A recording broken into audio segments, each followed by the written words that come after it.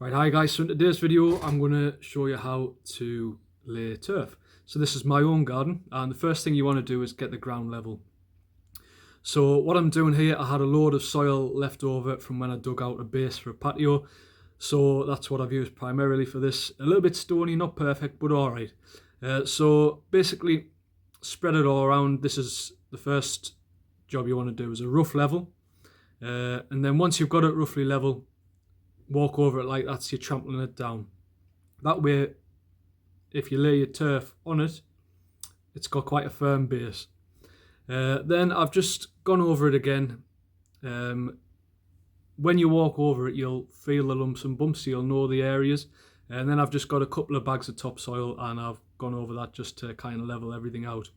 So do take your time on this. It's very important. And then all I've done is sprinkle some pre-seed fertiliser on it. I think from memory I did this maybe a week or two prior to laying the turf. And obviously once the turf comes, it should be laid either that same day ideally, or the very next day. Don't leave your turf kind of for more than a day. So get it right next to the place that you're kind of going to be working at. The things you're going to be needing is some extra topsoil, something to cut the turf with, so an old saw in this case, a scaffolding board, and I've got a rake just to kind of tamp it down. You can use a tamper, but it might be a bit heavy-handed. Something light, and of course you'll be on the scaffolding boards anyway and flattening it down there too. So you want to start off at one long edge if possible, making sure that when you're finished on the opposite side you can get off the lawn without actually walking on it. So you're going to lay a straight edge first like this, so I've gone along the path. And the biggest probably tip I can give you is to butt the joints up really tight. Don't pull the turf, because that might rip it. You want to butt them up really tight. And if you do find you've got a few little gaps here and there, and you've gone over and redone it, then you can always fill it with that the topsoil that you've got handy. Now you want to lay in like a brickwork kind of fashion. Basically, that's so you haven't got two joins kind of adjacent to each other. And in my opinion, if you're viewing the lawn from the house, you want the stripes to go lengthways, so it's nice when you look out. So yeah, so you just carry on like that, basically unrolling it. Unroll the edges, because they'll be kind of rolling back up, and just make sure you put those joints up really quite tight. And you can see I'm just going over with the rake a little bit just to get that contact with the soil, because you want the contact so the roots can, when they start to grow, immediately hit the soil if you like, and then can establish. If you need to cut anything, make sure you're not cutting tiny pieces, because they'll dry out. And if you do have, I'm lucky here, so you can see all the edges here is kind of contained within the decking and the beds and the path. But if you've got a kind of an open edge, then you want to just maybe pack it with topsoil just to stop that drying out, because that'll dry out the quickest. And you want to maybe water that bit a little bit more until it's established. So yeah, so basically just keep going in that kind of fashion. When you hit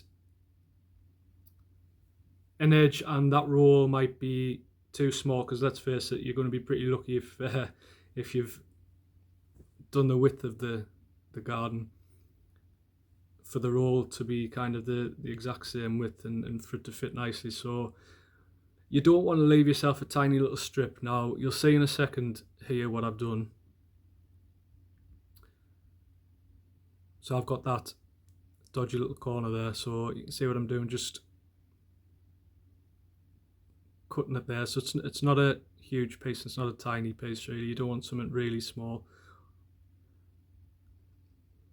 So I've rolled that out there, and I would be left with a tiny little strip up against the deck, and now that's too small. That wouldn't take, and that would dry out immediately. So I've cut the roll by maybe, how much I would take off there, maybe a quarter, not even that, but I've left myself a good like wide chunk at the end there, and that'll be enough. It's it looks a bit narrower on the camera, but it's a bit bigger than what you can maybe see here. And as you go on, obviously, if you see any little hollows or lumps, you obviously rake it out, and you've got your topsoil handy in the bucket, just to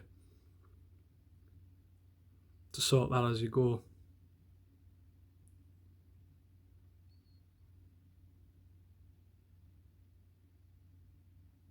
And it's worth saying as well, kind of autumn and spring are the best times to lay turf. You haven't got the kind of extreme temperatures, and you'll probably get a lot of rain, which will save on the watering. You want to water every day, twice a day, 3 times a day if it's really, really hot. And it should be ready to cut maybe after 3 weeks on average, but it depends on the temperatures and the weather, really. So it's straightforward. Don't be kind of put off doing it yourself. So, I mean, the top tips: start along a straight edge, obviously making sure you can get off the lawn when you're finished. I'm alright here because I can climb over the raised beds and the decking and stuff. Laying a staggered brick-like fashion, so all the edges and joins are kind of not right next to each other, and it just helps kind of establish in that way. Put the edges up nice and tight. That's probably the most important thing. And then if you do have gaps, and then the next day or so as well, if you do have gaps, you've got the topsoil to push in between. In my opinion, stripe lengthways kind of from your view from the window, and it just makes it nicer. So you can see the stripes basically, once you get cutting. And yeah, as I say, keep it well watered.